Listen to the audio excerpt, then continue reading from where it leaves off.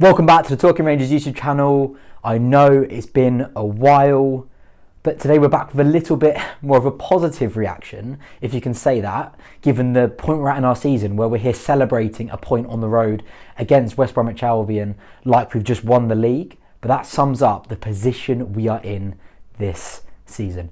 And it's not a merry one. I think when we come back, we'll digest the game in just a second.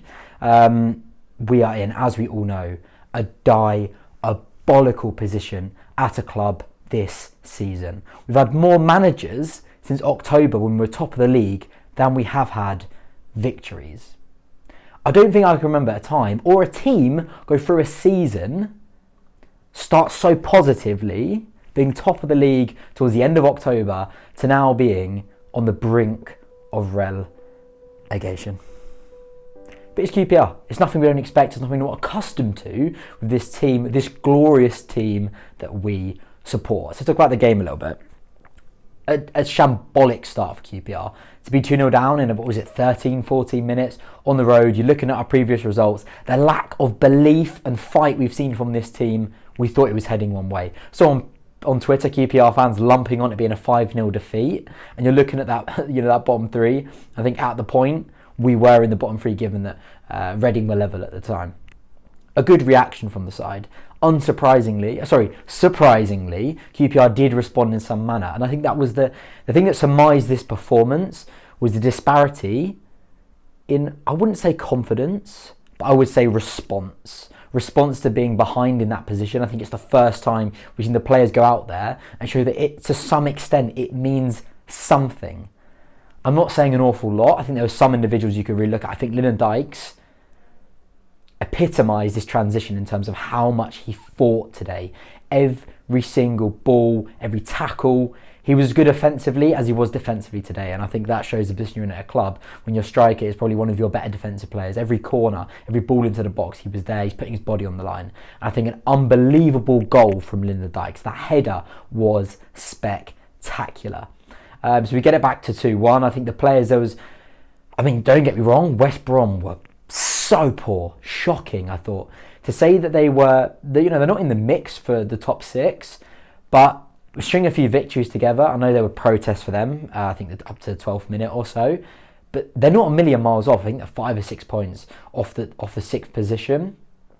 They had no ambition, they were slow, they were almost time wasting throughout, there was no intensity, there was no belief, they didn't want to bring the games QPR. When you look at the run we're on and you're an opposing side, you take the games QPR and we will crumble. But somehow, out of nowhere, we had some form of backbone, which we've not seen for God knows however many months with this Queen's Park Rangers side. Lyndon Dykes, fantastic goal, really good ball in. And there's a little bit of belief there. You could see how much it meant to the players just to score a goal. How long has it been since we scored a goal? Do you know, I saw a stat the other day. 4 goals we've scored all season at the Loft End, at Loftus Road. It's embarrassing. It is severely embarrassing. But that goal for Chris Martin, oh my word. Not sure what the goalkeeper's doing, but he gets him, Chris Martin, he's battling for it. He's getting himself in a good position. He's putting pressure on the opposition. And he managed to get his foot on it and it ends up in the back of the net. And that's the first time we've had a bit of luck come our way. And albeit we probably not deserved any luck, given the players in the squad and the performances that have been churned out. It was almost like a changing point. I think it was really almost coming out at the end of it, quite disappointed that we didn't go on and get the 3 points. Richards came on, his header just inches past the far post, nearly ending up in the top corner. And Andre Dazelle came on, he brought a ball down really well, chested it down, volleyed it, and it was just inches past the post. That would have been a huge additional 2 points. I think when you come away from that game, and I think that's the first time in months we've had something to build upon. Now, for the last 2 weeks, I've been set. I've been saying that, look, we're going down. Like, you look at the position we're in, the run, I didn't see us getting any points from the last 6 games. Obviously, there's 5 left now. And I think what's so important today, albeit just 1 point, is 2 things. Firstly, the teams around us did poorly today. You got Reading losing in the last minute. Who else was it? Blackpool lost. Cardiff lost. Huddersfield dropped points for the first time in 3 games.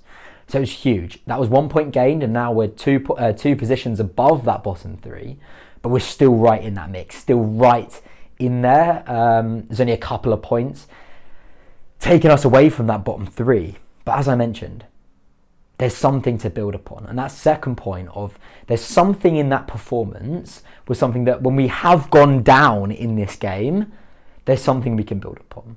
There's something in the back of the players' minds now that we can get a point, we can score a couple of goals, albeit one being very lucky and one actually a very good goal scored by Lyndon Dykes. That can instill some form of belief, and it can give Gareth something to go in there and tell his players that you're shit, but you might just be good enough to stay up. Now, there's still a long way to go. I'm still not set that we're out of this relegation battle. We still need to show a lot in those last 5 games. But there's just some element of positivity. And I think the players can be bitterly disappointed they didn't manage to get those 3 points. As I mentioned, West Brom were so poor.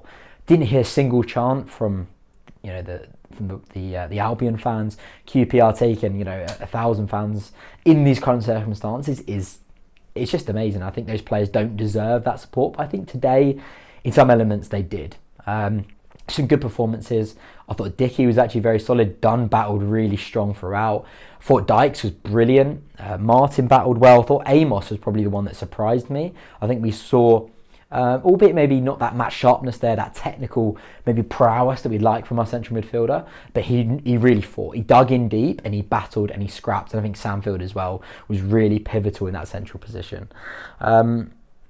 Despite some shambolic defending in the first 15, we've almost come accustomed to for QPR of late, there's definitely some things that we can build upon. I've just forgotten off the top of my head who actually is our next fixture. I think, is it Coventry? Yeah, Coventry at home on Saturday is going to be huge.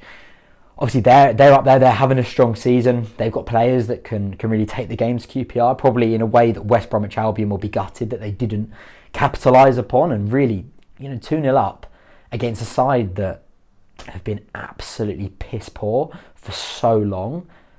They'll be more gutted than we will today. Given that situation now, a couple of teams have come right back into that mix, sucked back in with the point we've gained and the points they've all dropped. Can we do it? Can we stay up? You sometimes just have to take a minute just to actually comprehend the position we've now put ourselves in, because it's absolutely diabolical. A lot of questions around Ainsworth. Is he the man? You know how I would capitulate Ainsworth in the situation we're now in, is that Ainsworth isn't the problem. Ainsworth isn't the problem that's brought us into this relegation battle, but he hasn't helped it. And that's kind of my standpoint on it. Do I think we should sack him right now? No. We've seen this season, with 3 managers coming in, that this squad is not capable of a new manager bounce. I think we need to stick with Ainsworth to the rest of the season, and then the whole club needs assessment from top to bottom. I think Hughes will go at the end of the season, I genuinely do, and I think even Ferdinand may potentially go. I think the club needs granular assessment from every single level. Every individual that is in that football club needs assessment to see whether you are even had the value to be here next season. The medical staff, the coaches, from first team to academy level.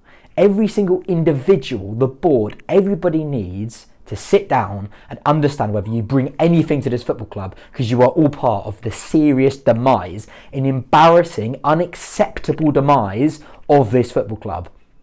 And we might not even be in the Championship next season. I think before today, and I don't want to get too carried away in a point on the road, and albeit, yes, a very good point, but there's still so much to play for this season. These players really need to dig deep now. As I mentioned about 16 times, build upon some element of success in that fixture. And that really does show how far this season has fallen off a cliff edge. That we're standing here praising some form of fight. And it's way too little too late, but hopefully that too little is enough given the other teams that are around us. There's a lot of teams in that mix that could also go down. So it's an interesting one. There's going to be a lot more content coming in terms of potentially towards the latter stage of this season, where we end up, an assessment of it. And I think I want to go through. I'm going to go through every single player in that squad and give you my opinion on this season. And I'm going to wrap up the other elements, as I've said, in terms of an outsider perspective, from board down to player, to coach, to every element that's come into this demise. And God, I just really hope that we're not here. We're not a few months down the line assessing who's going to be here in a League One campaign. The club's a joke. This club is an absolute joke. You just have to pinch yourself and just go, what on earth has happened here? But we need to take action. There's a lot that needs to be done, but hopefully now, Coventry on Saturday, the players don't really deserve it, but let's just get behind them, see if we can just nick something. Just another point would be monumental. But anyway, what a weird position to actually be, after going 2-0 down in 13 minutes. I'm thinking it's going to be 5 or 6-0. But it wasn't. And there was something that just clicked a little bit of luck, got us that point, and we so nearly nicked it at the end. Is it something to build on? We'll have to see. Can we do it? God only knows. But we can only hope. We can potentially do our bit. I know they don't really deserve it, and at points I don't really want to get behind them because I can't stand a lot of individuals in that football club. And again, I'll give you my opinions on those individuals later upon the conclusion of this campaign. But that wraps up this reaction to QPR's 2-2 draw against West Bromwich Albion. Also, we're so close to 3,000 subscribers. If you haven't done already, I think we're like 25 off. So go down there, hit subscribe, and we'll do a giveaway at 3K. Thank you very much for tuning in. Come on, you R's, I guess. Anyway, we'll catch you in the next one. We'll see you on Saturday at home to Coventry.